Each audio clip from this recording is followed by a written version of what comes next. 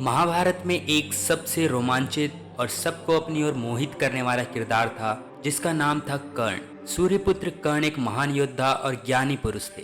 आज से लगभग 2 दशक पहले महाभारत लिखी गई थी और तब से अब तक जब भी बात होती है तो ज्यादातर लोग पांडव व कौरवों में से अर्जुन, दुर्योधन, दुशासन की बात करते हैं। बहुत कम लोग कर्ण के बारे में बातें करते हैं और कम लोग ही इनके जीवन के बारे में जानते हैं। तो आज हम आपको अपनी इस वीडियो के माध्यम से कर्ण के जीवन से जुड़ी रोचक बातें करीब से बताएंगे। तो महाभारत में जितना मुख्य किरदार अर्जुन का था उतना ही कर्ण का भी था। कर्ण को श्राप के चलते अपने पूरे जीवन काल में कष्ट उठाने पड़े और उन्हें वो हक और सम्मान नहीं मिला जिसके वो हकदार थे। कर्ण एक क्षत्रिय होते हुए भी पूरे जीवन शूद्र के रूप में बिताया और युधिष्ठिर, दुर्योधन से बड़े होने के बावजूद कर्ण को उनके सामने झुकना पड़ा। महर्षि दुर्वासा द्वारा दिए वरदान की कथा और कर्ण का जन्म। एक बार राज्य में महर्षि दुर्वासा पधारे। महर्षि दुर्वासा बहुत ही क्रोधी प्रवृत्ति के ऋषि थे। कोई भी भूल होने पर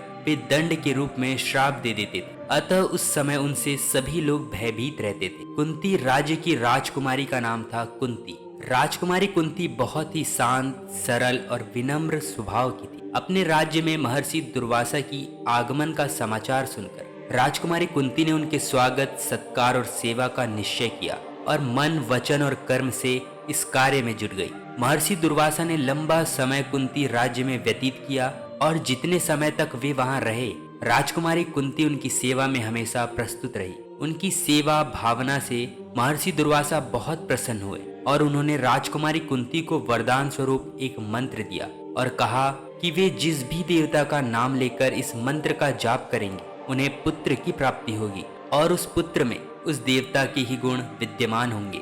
इसके बाद महर्षि दुर्वासा कुंती राज्य से प्रस्थान कर गए। पुराणों के अनुसार महर्षि दुर्वासा के पास भविष्य देखने की शक्ति थी और वे जान गए थे कि राजकुमारी कुंती का विवाह कुरुकुल के महाराज पांडु से होगा और एक ऋषि से मिले श्राप के कारण वे कभी पिता नहीं बन पाएंगे। इसी भविष्य की घटना को ध्यान में रखते हुए महर्षि दुर्वासा ने राजकुमारी कुंती को इस प्रकार का मंत्रोच्चारण द्वारा पुत्र प्राप्ति का वरदान दिया ताकि वे कुरुकुल को उसका उत्तराधिकारी दे सके। जिस समय महर्षि दुर्वासा ने राजकुमारी कुंती को यह वरदान दिया था उस समय उनकी आयु अधिक नहीं थी और इस कारण वे इतनी समझदार भी नहीं थी। अतः उन्होंने महर्षि दुर्वासा द्वारा प्राप्त वरदान का परीक्षण करना चाहा और उन्होंने भगवान सूर्य का नाम लेकर मंत्र का उच्चारण प्रारंभ किया और कुछ ही क्षणों में एक बालक राजकुमारी कुंती की गोद में प्रकट हो गया।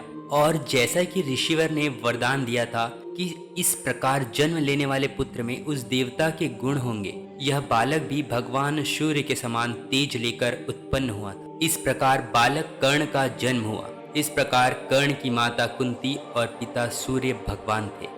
राजकुमारी कुंती द्वारा बालक कर्ण को त्याग देने का निर्णय। जिस समय कर्ण का जन्म हुआ उस समय राजकुमारी कुंती अविवाहित थी और बिना विवाह के पुत्र होने के कारण वे राज्य में अपने पिता की, अपने संपूर्ण परिवार और राज्य की प्रतिष्ठा और सम्मान के प्रति चिंतित हो गई और भगवान सूर्य से इस प्रकार उत्पन्न हुए पुत्र को वापस लेने की प्रार्थना करने लगी। साथ ही वे अपने कौमार्य के प्रति भी चिंतित थी। तब भगवान सूर्य ने उन्हें आश्वस्त किया कि इस प्रकार पुत्र के जन्म से उनके कौमार्य को कोई क्षति नहीं पहुंचेगी, क्योंकि भगवान सूर्य इस पुत्र के जैविक पिता नहीं हैं, परंतु वे इस पुत्र को वापस नहीं ले सकते थे क्योंकि वे महर्षि दुर्वासा द्वारा दिए गए वरदान से बंधे हुए थे और वरदान को पूरा करने हेतु विवश भी थे। इस स्थिति में राजकुमारी कुंती ने लोक लाज के कारण पुत्र का त्याग करने का निर्णय लिया, परंतु वे अपने पुत्र प्रेम के कारण उसकी सुरक्षा हेतु चिंतित थी।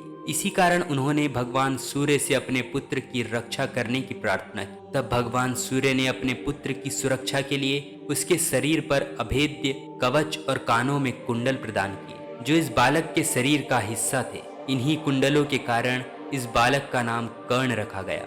सारथी अधिरथ द्वारा कर्ण को पुत्र रूप में पालना। जब राजकुमारी कुंती अपने पुत्र कर्ण की सुरक्षा के प्रति आश्वस्त हो गई तब उन्होंने बड़े ही दुख के साथ इस प्रकार जन्मे अपने नवजात बालक को एक टोकरी में रखकर गंगा नदी में बहा दिया। इस प्रकार बहते बहते यह हस्तिनापुर नगरी पहुंच गया और इस प्रकार अधिरथ नामक एक व्यक्ति को नदी में टोकरी बहकर आती हुई दिखाई दी। इस व्यक्ति ने इस बालक को अपने पुत्र के रूप में अपनाया। यह व्यक्ति हस्तिनापुर के महाराज धृतराष्ट्र का सारथी था। अधिरथ और उनकी पत्नी राधा ने बड़े ही स्नेह के साथ इस बालक को अपनाया और अपने पुत्र के रूप में इस बालक का पालन पोषण किया। और इस प्रकार बालक कर्ण को माता पिता प्राप्त हुए और जन्म लेते ही उन्होंने इस संघर्ष का सामना किया। कर्ण अंग देश के राजा थे, इस कारण उन्हें अंगराज के नाम से भी जाना जाता है। आज जिसे भागलपुर और मुंगर कहा जाता है, महाभारत काल में वह अंग राज्य हुआ करता था। कर्ण बहुत ही महान योद्धा थे, जिसकी वीरता का गुणगान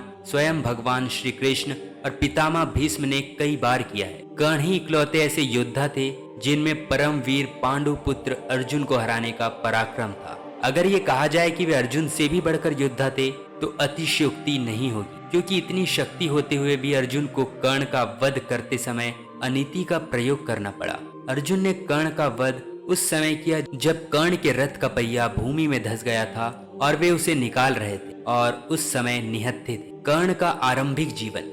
कर्ण धनुर्विद्या का ज्ञान पाना चाहते थे, जिसके लिए वे द्रोणाचार्य के पास गए, लेकिन गुरु द्रोणाचार्य सिर्फ क्षत्रिय राजकुमारों को इसकी शिक्षा देते थे। उन्होंने कर्ण को सूत पुत्र कह के बेइज्जत करके मना कर दिया, जिसके बाद कर्ण ने निश्चय किया कि वो इनसे भी अधिक ज्ञानी बनेगा, जिसके लिए वे उनके ही गुरु शिव भक्त परशुराम जी के पास गए। परशुराम श्री ब्राह्मण को शिक्षा देते थे, कहीं परशुराम मना न कर दे ये सोचकर कर्ण ने उनको झूठ बोल दिया कि वो ब्राह्मण है। परशुराम ने उन्हें बहुत गहन शिक्षा दी, जिसके बाद वे कर्ण को अपने बराबर का ज्ञानी धनुर्धर बोलने लगे। एक दिन जब कर्ण की शिक्षा समाप्त होने वाली थी, तब उसने अपने गुरु से आग्रह किया कि वो उसकी गोद में लेटकर आराम कर ले। तभी एक बिच्छू आकर कर्ण को पैर में काटने लगा। कर्ण हिला नहीं, क्योंकि उसे लगा अगर वो हिलेगा तो उसके गुरु उठ जाएंगे और उनकी नींद खराब हो जाएगी। जब परशुराम उठे तब उन्होंने देखा कि कर्ण का पैर खून से लथपथ था। तब उन्होंने उसे बोला कि इतना दर्द एक ब्राह्मण कभी नहीं सह सकता, तुम निश्चय ही एक क्षत्रिय हो। कर्ण अपनी सच्चाई खुद भी नहीं जानता था, लेकिन परशुराम उससे बहुत नाराज हुए और गुस्से में आकर उन्होंने श्राप दे दिया कि जब भी उसे उनके द्वारा दिए गए ज्ञान की सबसे ज्यादा आवश्यकता होगी, तभी वो सब कुछ भूल जाएगा। कर्ण दुर्योधन की दोस्ती। दुर्योधन 100 कौरव में सबसे बड़ा था। दुर्योधन अपने भाई पांडवों से बहुत द्वेष रखता था। वह नहीं चाहता था कि हस्तिनापुर की राजगद्दी उससे भी बड़े पांडव पुत्र युधिष्ठिर को मिले। कर्ण दुर्योधन की मुलाकात द्रोणाचार्य द्वारा आयोजित एक कार्यक्रम में हुई थी। यहाँ सभी धनुर्वीर अपने गुण दिखाते थे। इन सब में अर्जुन श्रेष्ठ रहता है, लेकिन कर्ण उसे सामने से ललकारता है। तब वे उसका नाम जाति पूछते हैं, क्योंकि राजकुमार सिर्फ क्षत्रिय से ही लड़ते थे। कर्ण जब बोलता है कि वो शूत पुत्र है, तब सभी उसका मजाक उड़ाते हैं और भीम उसे बहुत बेइज्जत करता है। ये बात कर्ण को अंदर तक आहत करती है और यही वजह बनती है कर्ण की अर्जुन के खिलाफ खड़े होने की। दुर्योधन ये देख मौके का फायदा उठाता है। उसे पता है कि अर्जुन के आगे कोई भी नहीं खड़ा हो सकता। तब वह कर्ण को आगे रहकर मौका देता है और उसे अंग देश का राजा बना देता है, जिससे वह अर्जुन के साथ युद्ध करने के योग्य हो जाता है। कर्ण इस बात के लिए दुर्योधन का धन्यवाद करता है और उससे पूछता है कि वो इस बात का ऋण चुकाने के लिए क्या कर सकता है। तब दुर्योधन उसे बोलता है कि वो जीवन भर उसकी दोस्ती चाहता है। इसके बाद से वे दोनों पक्के दोस्त बन जाते हैं। दुर्योधन कर्ण पर बहुत विश्वास करता था। उन्हें उन पर खुद से भी ज्यादा भरोसा था।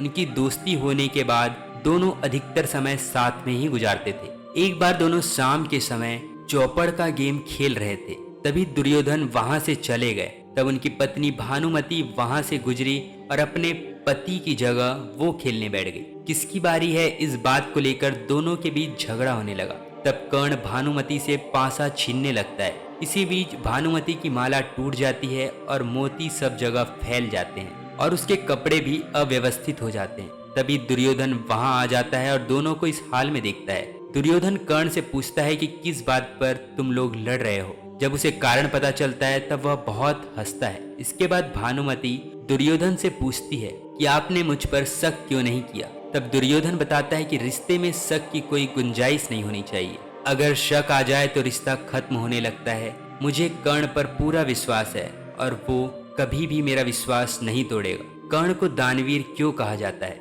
हिंदू धर्म ग्रंथों में अपने दानी स्वभाव के कारण 3 लोगों ने बहुत ख्याति प्राप्त की है। वे हैं राक्षसों के राजा बलि, राजा हरिश्चंद्र और कर्ण। इनका नाम सदैव दूसरों की मदद करने में, साहस में, अपनी दानवीरता में, निस्वार्थ भाव के लिए और अपने पराक्रम के लिए लिया जाता है। अर्जुन एक बार कृष्ण से पूछते हैं कि आप क्यों युधिष्ठिर को धर्मराज और कर्ण को दानवीर कहते हैं। तब इस बात का जवाब देने के लिए श्री कृष्ण अर्जुन के साथ ब्राह्मण रूप में दोनों के पास जाते हैं। पहले वे युधिष्ठिर के पास जाते हैं और जलाने के लिए सूखी चंदन की लकड़ियां मांगते हैं। उस समय बहुत बारिश हो रही होती है। युधिष्ठिर अपने आसपास सब जगह बहुत ढूंढता है, लेकिन उसे कोई भी सूखी लकड़ी नहीं मिलती, जिसके बाद वे दोनों से माफी मांगकर उन्हें खाली हाथ विदा करता है। इसके बाद वे कर्ण के पास जाते हैं और वही चीज मांगते हैं। कर्ण भी सभी जगह सूखी चंदन की लकड़ी तलाशता है, लेकिन उसे नहीं मिलती। कर्ण अपने घर से ब्राह्मण को खाली हाथ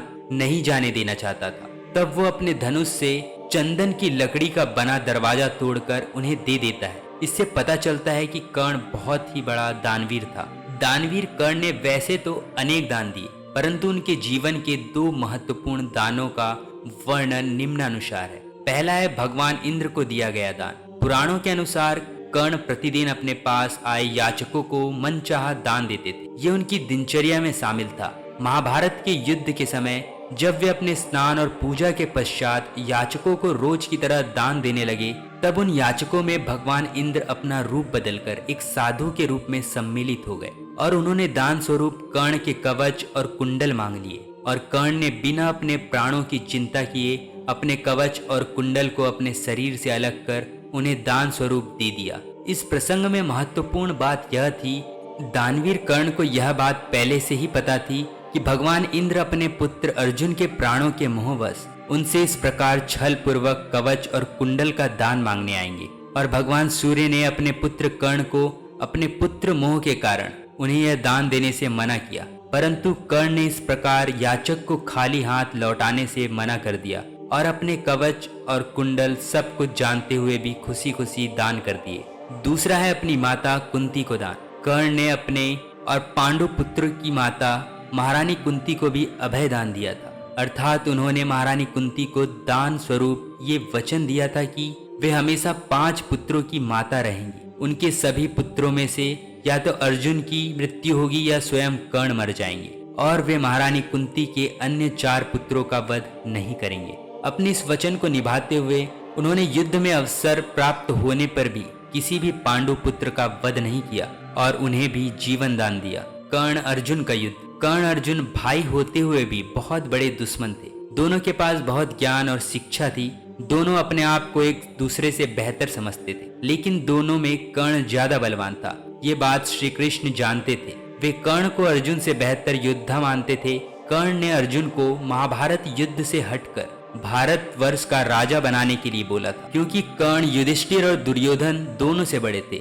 लेकिन कर्ण ने कृष्ण की ये बातें ठुकरा दी थी। कर्ण ने अर्जुन के पुत्र अभिमन्यु को महाभारत के चक्रव्यूह में फंसाकर मार डाला था। इस बात से श्री कृष्ण और पांडव दोनों बहुत आक्रोशित हुए थे। कर्ण को खुद भी इस बात का बहुत दुख था, क्योंकि वे जानते थे कि अभिमन्यु उनके ही भाई का बेटा है। जब कर्ण अर्जुन का युद्ध हुआ तब कृष्ण व इंद्र दोनों ने अर्जुन की मदद की। युद्ध के समय कर्ण परशुराम द्वारा दी गई महान विद्या को याद करते हैं, लेकिन परशुराम के श्राप के चलते वे सब कुछ भूल जाते हैं। युद्ध के दौरान कर्ण का रथ मिट्टी में धंस जाता है, जिसे निकालने के लिए वे अपना धनुष नीचे रख देते हैं। ये सब श्री कृष्ण की चाल होती है। इसी बीच अर्जुन उन पर बाण चला देता है। अर्जुन अपने बेटे अभिमन्यु की मौत का बदला कर्ण से लेते हैं। धर्मवीर कर्ण।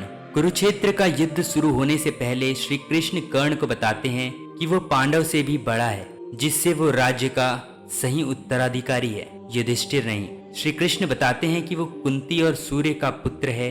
कृष्ण उन्हें पांडव का साथ देने को बोलते हैं, लेकिन दुर्योधन से सच्ची दोस्ती और वफादारी के चलते कर्ण इस बात से इनकार कर देते हैं। श्री कृष्ण के अनुसार पूरी महाभारत में सिर्फ कर्ण ही है जिन्होंने अंत तक धर्म का साथ नहीं छोड़ा और धर्म के ही रास्ते पर चले। कर्ण का पूरा जीवन त्याग जलन में ही बीता। गलत रवैया होने के कारण कर्ण अर्जुन के हाथों मारा गया। कर्ण को शुरू से ही पता था कि दुर्योधन गलत राह पर चल रहा है। उसे ये भी पता था कि कौरव ये युद्ध हार जाएंगे, लेकिन दुर्योधन को दिए वचन के चलते वो उसका साथ कभी नहीं छोड़ेगा। कर्ण अंत तक दुर्योधन के साथ रहे और उनके सेनापति बने रहे। कर्ण का वध, कर्ण अर्जुन के हाथों मारा गया, इस बात का जब पता कुंती को चला तब वे रोते रोते युद्ध स्थल पर चली आई। पांडव यह देखकर हैरान थे कि उनकी माँ दुश्मन के मरने पर इतना क्यों विलाप कर रही है। कुंती उन्हें बताती है कि कर्ण उन सब का ज्येष्ठ भाई है। युधिष्ठिर ये बात सुन अपनी माँ पर गलत लांछन लगाता है, उन्हें बहुत बुरा भला कहता है। तब श्री कृष्ण पांडव को सारी बात समझाते हैं। अर्जुन को अपने बड़े भाई को मारने का बहुत दुख होता है, वे इसका पश्चाताप भी करते हैं। कहते हैं कर्ण श्री कृष्ण का ही रूप था, कृष्ण ने उन्हें इसीलिए बनाया था ताकि दुनिया त्याग बलिदान की सही परिभाषा समझ सके।